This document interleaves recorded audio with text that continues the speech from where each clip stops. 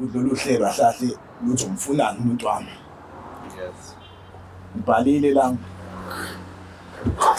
Ufunani umuntu wami.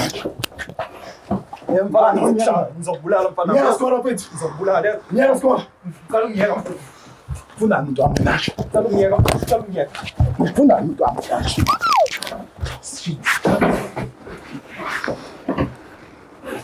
Kwenzakalani la? Ufunani umuntu wami. Yini eyenzakala la? Kwenzakalani? Umuphi umuntu wasekhululayo? Ukhuluma ngani?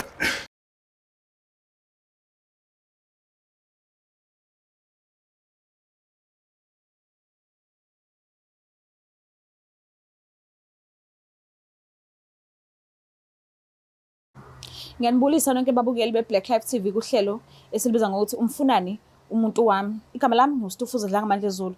So le show leyo ubhuti uzivakashele kuyona ngesimanga sokuthi khona lento angayi-understand kahle muva nje eyenziwa uperson athandana naye. Kodwa-ke uzokasichazela la bahlangana khona nala kuze kufika khona ukuthi yini le menza ukuthi azohlala nami kulo sofa lo, yini le angayi-understand. So-ke asike sizwe ukuthi ngabe kuzohamba kanjani. Sobona kunjani? Yebo ngiyaphila njani sisi wami? Ngiyaphila nami. Ubhuti wabasibonga? Ubhuti umfakaxulu. Xulu. Yebo xapasho. Ubuya kuphi? Ngidabuka phansi ebhangeni. Okay. So manje usuka empangeni njengoba ula eThekwini noma uqashile la eThekwini? Hayi ngila eThekwini ngokumsebenzi. Okay. Ya kodwa ngisho ukuthi ilade ngibamba khona sekubuye wayekeka. Oh okay. Yebo. So umisela ngokugodwa noma mhlawumbe usazobheka umunye umsebenzi? Ngisapaqoza sisi. Okay. Yebo ngisapaqoza. Insizwa vele zenza kanjalo. So ngicela ungichazele la uhlangana khona nomuntu wakho ukuthi bekuyinini and nihlangane kanjani? Ukuhlala kwami nomuntu wami ngathi sahlangana emall. Okay. Sahlangana emall nje kusisi nje yabona. Because ngabona usisi omuhle nami ngicathiwe. Uyazi nawo amantombazane. Sisomuhle. Okay. Ya so ke sisi wami ngakhuluma naye cause bayekade umuntu olinda i-taxi la esasekhona. Elinda i-taxi hayi then ngaya kuyena. Mangifika ngimlindisa hayi kwa right nje sakhuluma ngamnikeza imali yokugibela cause bangathi sasiya kaMashu. Okay. Yebo sasiya kaMashu endaweni eyodwa. So namhlanje naye ngithi hayi awuthi ngimkhokhele nje ngenze uba gentleman yabo. Cause Okay. ya wawusiso right nje uAmahle. Uthe umuphi unyaka lo? Wayo 2023. Okay. Yeah 2023. Ya sahlangana noAmahle kwa right nje sakhuluma ngoba sesaqala ukuthandana ngoJune 2023 mina ngathi ngifike ngoJanuary. Okay. Yebo. So uyayifikela nje usuvumbuka neshisa? Yeah khona Who knew from the box? Ngasho njalo into zami lezo into zami. Emakhaya usheba khona mhlawumbe umunye owamthembisile ukubuya uzokwenza iqiniso kuyena mawusubuya la eThekwini emva kokusebenza noma awushiyanga umuntu vele? Emakhaya kwakuyinto okubamba ngiyeke emakhaya. No, okay. Yeah kwangekho umuntu othini waye straight. Yeah. So uyinhlobonike lo sisi uAmahle mhlawumbe ungamchaza ukuthi nje ipersonality yakhe? Siswami. Umuntu o right yena cause wangikhombisa ukuthi umuntu o right the time ngiqala ukuhlangana naye yabo. Okay. Inkinga iqalela khona ngoba de umuntu naye osebenzayo. Okay. Inkinga iqalela khona esenokubuya ebusuku ekhaya. Oh. Ya. Ubuye ebusuku ekhaya lakhe noma ubesemuve emqashweni wakho? Besemuve emqashweni. Oh, okay. Bese ngihlala naye endlini. Oh, niqale ukuthandana 2023 wamuva inini? Umuve ini ngabo June. Oh, okay. Waba into esheshayo sisi wami. Kazi naniphuthuma gospel, okay? Ya kube kwaba into esheshayo then sathandana noAmahle sahlala ndawonye. Mina kwahamba ke ngaphelelwa umsebenzi. Okay. Ya then kuphelelwa umsebenzi uAmahle uqale senenkinga ekhaya because bese nokubuya ebusuku. Okay. Mangimbuza waye ngitshela indaba ye-transport and mina i-transport ngiyazi transport ayigibelayo ibihlezi emfisa ngo6 ekhaya may late uba late ngo6. Okay.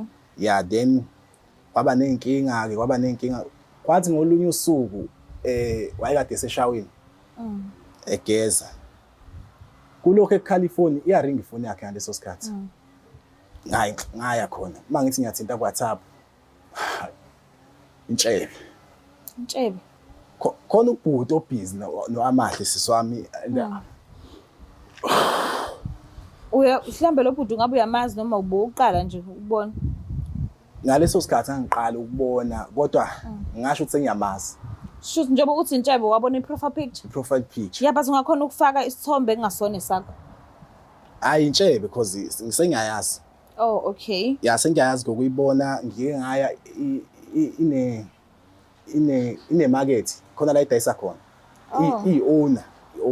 Oh, okay. Yebo, so siswami ya i-owner so isiswami phatha abinda. So mayeseshaweni wena uyaphendula ngala uyayibona lento le efonini yakhe ubona intshebe and then mhlawumbe uye wathi ephuma ebathroom wabuza ukuthi kwenzakalani la noma uye wathula nje ngathi ushile. No angibuzanga lutho like nginesikhwele siswami. Okay.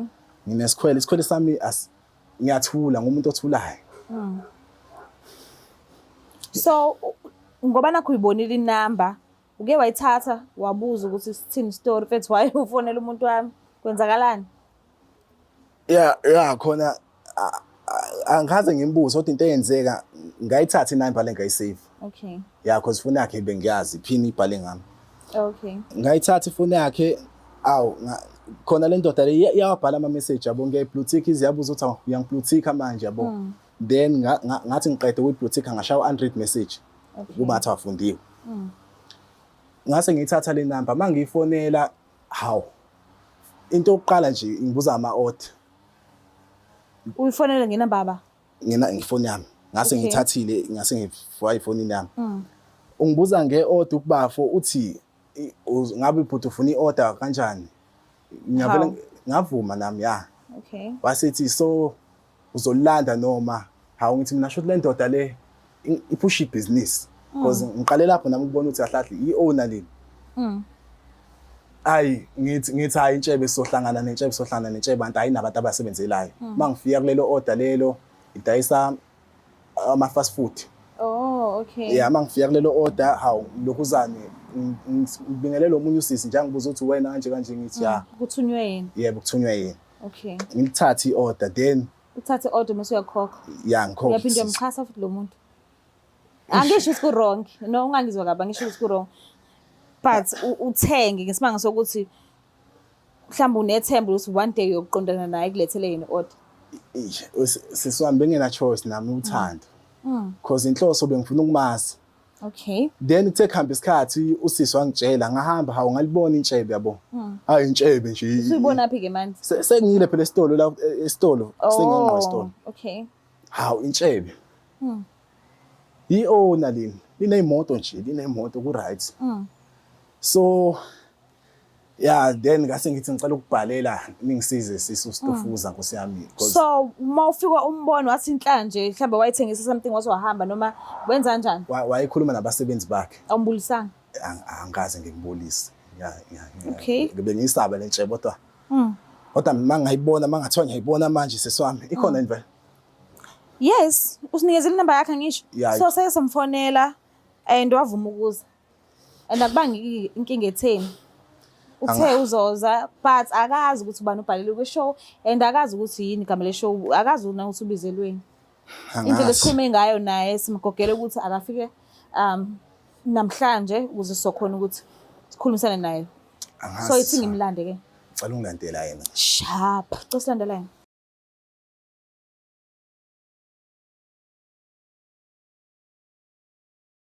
Phinde sinamukele futhi babukeli kuhlelo esibiza ngokuthi umfunani umuntu wami. Ubhuti uvumile ukuthi asijoyine and nginethemba lokuthi uzokwazi ukuthi aphendule imibuzo esingasisifisi ukuthi simbuze yona. So ke asike sibone ukuthi ingabe kuzohamba kanjani. Sabona kunjani?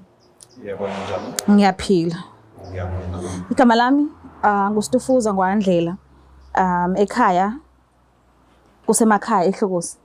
So ngicela ukwazi ngawe ukuthi ubani wakuphi ukhulele kuphi uhlala kuphi manje? Ngikhuluma naye ukhulekani okaNtsele ngikhulele eHluhluwe but ngihlala la eThekwini. Kuphi eHluhluwe? Uma udlula nje Impangeni Duba. I think it's about 3.5 drive from here. Okay. Ubhuti ngihleli naye manje? Ngabe ngikhuluma iphutha. Okay. Ngicela ngisho ukumbona. Oh, alright. Igama lolu hlelo lolu luthi umfunani umuntu wami. Mawuyicabangela nje siku-invite ngalolu hlobo, mawuzwa futhi igama lohlelo ukuthi yini igama lawo, yini esemqondweni wakho nje? Khulumeni iqiniso siswami ngeke ngathuka kakhulu ngoba angiyena umuntu ovame uku-invite izinhlelweni ezinjena. So ngeke ngazi ukuthi ngempela ngi-invitelweni. So ngeke ngathi I think ngidele zonke izinto zami engizenzayo. Okay. Ngize la ngizozwa ukuthi ngempela kahle kahle ngibizoleni la. Ngiyacela ukuthi umuphe udlebe ubhuti ongibhalelile kule show ngesimanga sokuthi khona izinto angekho right ngazo. Njengoba la uzolandelela kona lokho ukuthi azi ukuthi uqhubekalani kahle kahle udinga nje uku-understand izinto eziningi. So ngiyacela ukuthi umbuzo nombuzo azofikela ukuthi akubuzele wona umphendule wona ngoqiniso. Ngizokwenza njalo.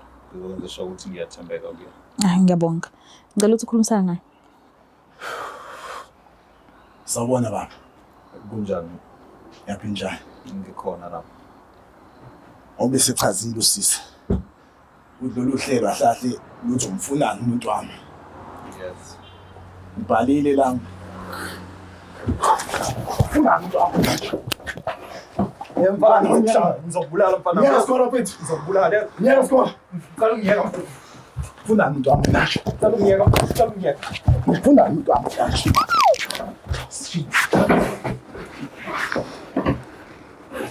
Kwenzakalani la? Umfunani umuntu wami. Yini eyenzakala la? Kwenzakalani? Umuphi umuntu wasengifuna? Ukhuluma ngani? Uyamazi ama. Yena okhuluma ngani? Uyamazi amahle ngikhuluma ngaye. Man, Amahle wa baningo amahle mfethu awuchazi ukuthi umuphi amahle okhuluma ngani. Baningo amahle engibazi. Umuphi wena okhuluma ngani? Aza ngazi ngithini. Mfethu akekho amahle okhuluma naye wena. Amahlo kamasho. Amahlo kamasho. Ukhona, ngiyamazi. Umenzani amahle mfethu? Konke ukuthini mawuthini mina? Akahle umenzani mayingane. Cha, uma ingane yakho, Umfunani mayingane yami. konke ukuthini mawuthi uma ingane yakho? Amahle mfethu ngikhuluma na skora. Sacala mfethu. Cha, Bami order 4. Eyodwa 4. Awuhlaba ibami eyodwa skora mfethu. Ngiyacela ngabe skora. bani ngempama. Skora uqhaphazile skora mfethu. Umncane kabi mfana wami ukuthi ungangisusalela ngisuka khona ngidela into zami. Skora mfethu. Uzongibizela ukuzongiqhaphaza la. Tshebe. Awuthi ukudonse nje kancane mfethu. Ungeyisa kwakhona lokho kushaw mfana wami. Umenzani amahle? Umenzani amahle? Konke ukuthini uma uthi amahle umuntu wakho? Uma Mfethu, ingane ukuthi- yakho. ukuthi- Angiyazi mina lonto, azangitshele lonto okutshelayo. Okay. Wena into ofanele ngabe uyenza kufanele ngabe ukhuluma nayo amahle. Mfethu wazana. Susale ungishisa izinto zami kufanele ngabe ngiyazenza ungiletha la. Bhuti Insele, Uzongibuza ngalonto. ngiyacela ukubuza la. Nihlanganisa seneminyaka engakanani nahlangana no Amahle? Siswami ukukhulumeni iqiniso akusona isikhathi eside mhlawumbe zinyanga engabe ziwu5 or u6. Hawu shebe uNkulunkulu wami shebe. Uye wakutshela ukuthi unomntwana? Yeah, ngiyazi ukuthi unomntwana. Uye Mana, 5 months onke. Ngiyazi 5 months. angithi uthi ngikutshela iqiniso. Umenzani umama oningane? Umenzani nje because phela wena unamabhizinisi futhi unomfazi. Umenzani? Cha, akaze ngitshela ukuthi unomuntu athandana naye. Wangitshela ukuthi washona uma kwengane. Hawu shebe uNkulunkulu wami isidumbu. Man, skora ngiyacela mfethu. Impame yodwa Ngidedela ngidonsa. mfethu. Ngidonsa noma impame yodwa mfethu. Ngizokubulala. Shit. Ngiyawenzela ukuthi mfana. Ngizokubulala mfana wami. Yabo umfana nawe. Cela ungidedela. Man usuka phela usuke uhluwele umuntu wasempangeni impela mfethu. Umkhaya mfethu sikona mfethu. Mfethu. Yazi mfana. Ngiyashela Mfana wethu. ngiyacela. Sorry sisi walima. Sorry sisi stufusa mfethu. Cela ungidedela cha mfana. Yazi uzongibukisa ngezo manje. Shit. Mana mfethu kodwa nje mfethu. Ngiyacela sikwazile ukukhuluma kahle sonke. Ngiyacela. Ngizokubulala mfana wami yazi. Ngiyacela. Ngicela sihlisele umoya sikwazi ukuhlala phansi sonke. Ngiyacela. Cela ungidedela. Skora! Skora man! Skora ngiyadlala skora. Ngiyadlala. Ngiyacela sikwazile ukuthi sikhulumisaneni sonke ngiyanicela. Ngiyacela Nkosi yami ngiyacela. Ngiyacela. Cala ungidedela mfethu. Cala ungidedela ngeke ngilwe nengane encane kangaka. Umncane mfana. Ngeke ngize ngilwe nawe. Umncane kakhulu. Kodwa nje mfethu awusho mfethu. Umncane. Ngeke ngilwe nawe. Ngoba mfethu ngasehluhluwa impela umkhaya. Umncane mfana beza. Yini kodwa mkhaya? Yini ongithi wena emazweni esilungwini? Cha. Yabona mfana into ofanele ungabe uyayenza. Kufanele ungabe ubiza uma wengane yakho. Ungihlalise phansi. Ngoba mina into engiyaziyo, into wangitshela yona. Uthi isidumbu mina. Ukuthi kanti washo. Ufile mina. Yona into wangitshela yona. Wena ubona isidumbu njengamanje ubona mina. Cha, angithi usuphambi kwami. Mfana. Mina bengazi ukuthi khona umuntu athandana naye. Uyakwazi empangeni? Empangeni ngiyakwazi. Impela umkhaya. Manje uyazi benziwana abantu abadla abafazi babantu empangeni. Ngiyacela ukuthi ningivumele. Ngiyacela ukuthi ningivumele simfonele. Akudinge wena. Umfazi wakho zingakho ikhiphile. Ngishonile umfazi wakho. Ngisho wathiwazi ngingikhiphile wazi ukuthi ngishonile bezosiza ngani lokho. Iyona nje ngithathile lo muntu ngishonile. Mfana, yona into engayitshelwa yona leyo uma wengane yakho. Ukuthi dala washo. Sisustufusa. So mina ngazi ungenelele mama.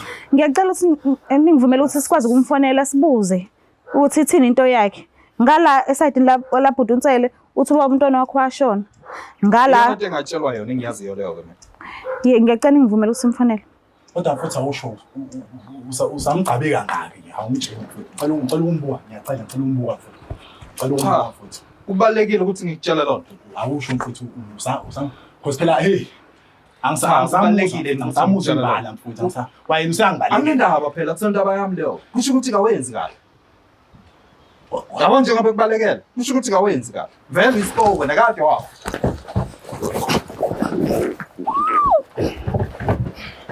Shembe. Ngipangeni mina. Ngipangeni mina. Bana la wena. Ngipangeni mina. Kodwa sore yonke. Ngiyacela sizame ungifonele ngiyacela tu. Ngiyacela. Sending ngiphi number yakhe? Ayizukunikeza. Yena insizwa. Wensizwa lengakini mfana. Nginsizwa. Insizwa lengakini empangeni. Ungazoba insizwa la kimi.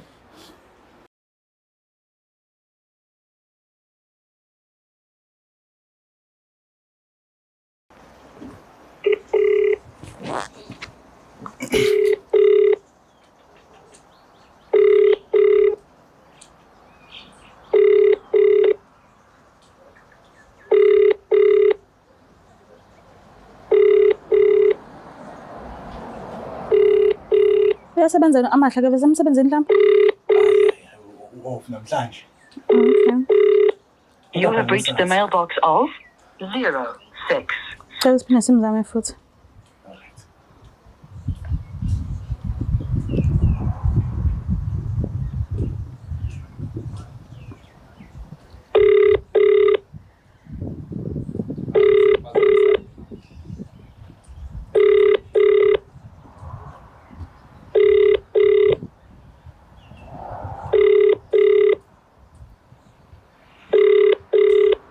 Lutho ngathi umatasa la ikhona.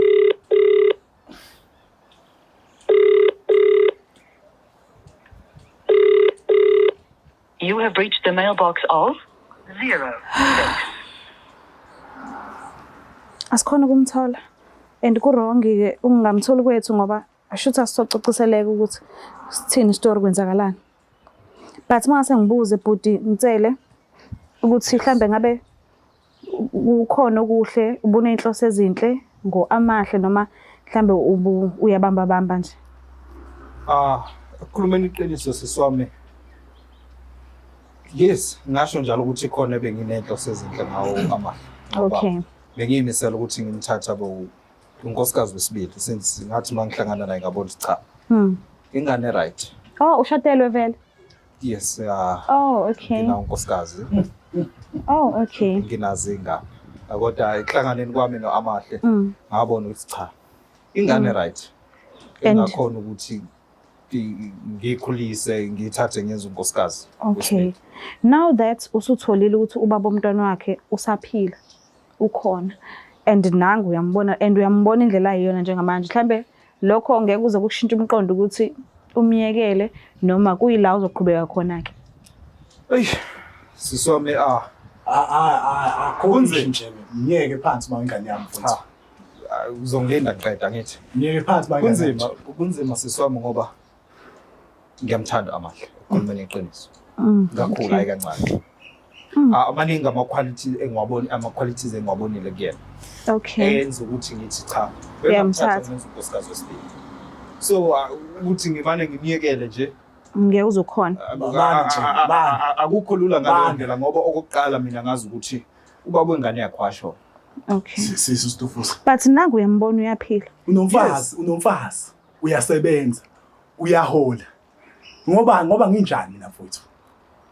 Nginengane nalomuntu. Okay, ngiyazi ukuthi wenzani. Ngiyazi ukuthi Amahle umuzo uthi 350 wami awumlelisi 350 wami because phela mina ngiyazama ngithola u350 mina. Imali engiyitholayo yonke imali ya 350 iya Amahle. Yonke. Mfethu ngicabanga ukuthi ingane onayo naye. Even ngisho ngiyofesa uAmahle imali uyayibamba ithi angihambe ngenyawo. Ngiyawokha manje ngiyofesa. Ngizama umsebenzi angitholi. Ayi. Uzokanzima. Ngiyakuzwa ubuhlungu but-ke ngiyamthanda Amahle. Shembe Nkosi yami hawu. Ngiyamthanda Amahle bengazi mina ukuthi uAmahle ubaba womntwana wakhe usaphila. Emanguzwa namhlanje lokho. Yes kubuhlungu. Noma ngaba secathulweni zakho. I can feel the pain we feel up. But iqiniso ngiyamthanda Amahle. Ngazi ukuthi ubaba wengane yakhe kudala washo. Ukuza iyathi wanhlamba mesho. Cha. Fusekwe. Uyangithuka. Zobamba sobona. Uyangithuka. Uyingane kakhulu mfanami. Ngicela ukubuza Mtsele, nihlangana kanjani la nifanele nihlangane khona nino Amahle ngoba uthe ubhuti uhlala naye endlini. Noma mhlambe niyakhiphana noma yena uze endlini yakho, kodwa uthe unomfazi futhi nenza kanjani? Siswami since bekuyinto ebengakahlali ngikhulume nonkosikazi wami. Okay. Ukuthi ama-plans wami ekutheni ngithathe unkosikazi wesibili. Besihlangana la isihlangana khona. Oh okay. Ngibhukha amahhotela sijabulisane kube mnandi ngihambe ngimshiya khona. Agibele i-taxi. Ngoba kwakhona ukuthi ngihlangane nawo noAmahle wayezothenga. Okay. Then la engidayisela khona kunendawo yokucima ukomo. So ngabona intombazane yayisi uthenga ngamali Amahle ngoba phela u350 wami bathenga ngawo. Bengazi ukuthi u350 wakho. Ukuthi u350 wakho amhlangene bengazi ukuthi u350 wakho wathenga ngawo. So wahlala kwaze kwalithi and ngabona intombazane stranded. Okay. Ngenxa ukuthi ngumuntu onobubele. Ngayithatha namabele ukuthi uhlala. Unamabele wena nje. Hayi. Ngicela nimkhuze lo mfana. Ngicela nimkhuze. Yabo mayithi namabele uyangithuka. Ngicela ningikhuzelayo ngaze ngimshaya. Ngamthatha ngamhambisa kwi-taxi wagibela wahamba. Then we exchange ama numbers. Njengawo wonke ama-customer ukuthi okay like ungathanda ukubona imenu yethu and all those stuff. Wathi mayesefika la efika khona la ahlala khona-ke nalo mfana wangitexa wathi uhambe ka like singakujabulela ukuthi siyi-KL siphinde sikubone ubuya futhi uzothenga kuthina. Wabuya isibili njengoba ibuya isibili hayi ngamnikeza i-special treatment because sokuyi-customer ubuya isibili. Ngayibonela ingane right elungile and ngayibuza ukuthi ifuna la endaweni zokuphuza ngoba kufanele ngabe la ngalesikhathi. Then saqala lapho kuze kube today nisandawana. Kuze kube namhlanje sindawonye. Ngazi ukuthi ubaba wengane yakhe mina washona. Bengazi ukuthi ubaba wengane yakhe uyaphila. Awukazi ukuze kufinyelele la khona uthi ucela umvashela endlini yakhe. Siswami bengingakazi kufike lokho-ke ngoba kwamina ukuphuma ekhaya bekusakujontsha. So okay. Bengiye ngithi uma siphuma ngimthayisa ibhukhe la sibhukha khona kube leso sikhashanyana bese ngibuyele ebhizinisini lami bese ngiyasuka ngiyahamba ngenkosikazi wami. Okay. No, kuyazwakala but ngiyakuzwa futhi nani ukuthi uthini but ngidinga igama elokugcina elokuqinisekisa ukuthi uyaphuma kuAmahle noma cha awuphumi ukuze sizokhona kahle uku-understand ukuthi yini efanele yenzeke kusuka manje kuya phambili. Ubhuti umbhalele kwisho ngoba nakhe ngekho right and ngiyajabula kakhulu mawuthi mase kuthiwa nawo seyicathulweni zakhe bekuzoba buhlungu vele nakuwena. So ngidinga ubalansiseka lapho ukuthi u-decide ukuthi kwenzekeni. And into ebuhlungu ukuthi amahla asimtholanga, mhlawumbe ukuba uyena ochazile kabanzi ukuthi kufanele kwenzekeni noma uzimisele ngani. Ngabe mhlawumbe siyakwazi ukukhuluma kuphelele. Kodwa ngoba nakho asimtholi, bengicela nje igama elibuye ngakuwena. Angazi noma lizoba usorry noma lizoba ukuthi ngihleli kule relationship noma izoba ukuthi ngiyaphuma kule relationship yami no-Amahla. Hey, isinqumo esinzima leso-ke for ukuthi ngasithatha manje. Kodwa into engingayisho, ngiyamthanda u-Amahla. Sinzima isinqumo ukuthi ngasithatha manje ukuthi hayi cha ngiyaphuma kuyena. Ngcono ukuthi utholakela afika ashathi cha. Ngiyaqhubeka nobaba wengane yami. Ngiyakuyeka. But sokuyisikhathi futhi ngisupport ingane engazi mina ukuthi yashonela ubaba wakhe. So sengi-investile. Kulo 5 months lo. Yeah. Ngibhezi ngondlana nengane ngazi ukuthi ubaba wakudala washona. Kanti kodwa ke futhi akunzima ngoba ngiyamthanda u-Amahla noma engiqambela amanga angazi ukuthi kupho kunye futhi asazingikhulumela khona.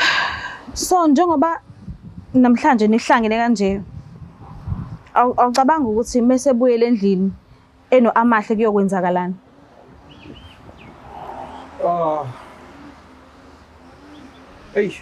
Njengoba enje manje kuwena umuntu wesilisa nifana ngobulili, uyacabanga ukuthi uma efika mhlawumbe endlini yini engasiyenzeka? For now akufuqamba manga angifuni ngisho ukuyicabanga le ukuthi kuzokwenzakalani mase kuyele. Uma uthi uyamthanda ku-Amahla uzomvikela kanjani ke?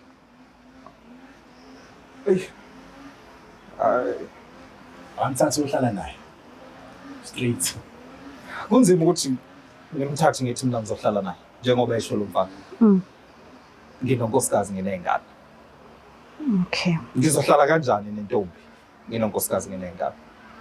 Mhlawumbe into engingayenza ukuthi because wangichazela i-situation yakhe, mhlawumbe ngingaqhubeka ngisupport ingane njengoba esho ukuthi akasebenzi. Okay. Up until lo mfana athola umsebenzi. Ongingane. Willing ukusupporta umntwana? Yeah, ngingamsupport. Up until azathola umsebenzi uXulu? Yes. Ngihlukane nalo Amahla wakho. Uhlukane naye. Okay. Ngizisiza lokho ke ngoba ngapha ngilahlekelwa na into ekhona ngento engekho.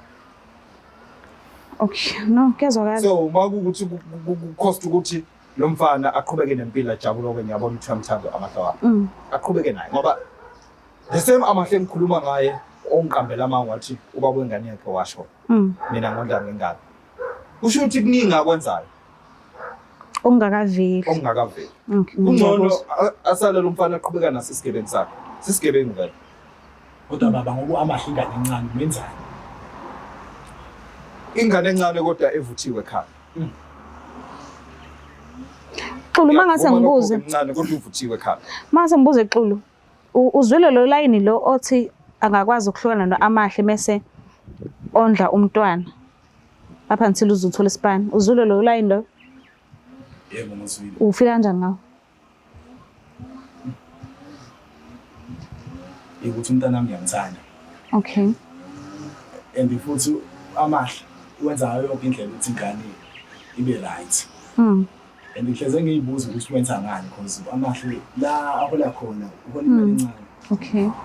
Kodwa ngiyibuze ngibe wenza kanjani? Uyahlanganisa? Yeah, ngibe nalo ukuthi uma wengane usupporting. Anami ukuthi 350. Okay. Kodwa ngiyabona ukuthi ahlahla ingane yondliwa Amahla ndliwa inantshe. So angeke uzukuvumela ukuthi ondla umntwana. Because akakhonjwanga umuntu ngesibhamu. I think mhlambe indlela atshengisa ngakhona ukuthi ubuyethanda u-Amahla ukuthi uzoqhubeka ondlo umntwana akafostwanga umuntu. Uzwile lawo magama ayiphumele kowakho umlomo. Ngazwile ma. Yes. So ithini into kuzomiswa kanjani? Ngiyazi ezinye inqumo ukwazi uvesa nicimela ubheke uyithathe fast nje fast qo ngiyakwazi lokho. But ngokwazi inhliziyo yakho nendlela olimele ngakhona uthini ngalelo phuzu nje lelo sidwebele lelo. Ucabanga ukuthi kufanele kwenzeka kanjani? Athi akusona isinqumo engasithatha manje leso. Ngeke kube lula manje but ukuthi ngicabange. Okay. Because intshebe le ngiyabona ukuthi ahlahle yona ibingondle ingane yami. And ingane yami iphile right la ikhona. Okay. Ngingazi mhlawumbe bunge ukwazi Stufuza. Ungicalile yona intshebe le. Ngizame ngomsebenzi ngoba. Oh. Ngiyabheda ngempela. Ngiyabheda.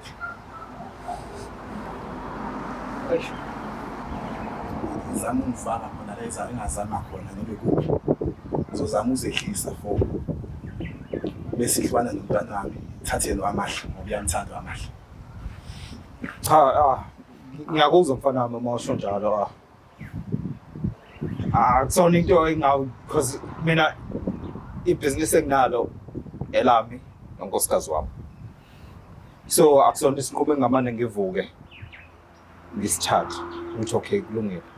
Ngizobona ukuthi kuphi la engako phendlela khona ngikufaka. But ngizobona angisho njalo ngoba as much as ngimthando amahle kodwa futhi angiboni ukuthi kusomqondo omuhle ukuthi ngiqhubeke naye. Okay. Ngine wari nengane ingane ekugcineni kufanele ithole care.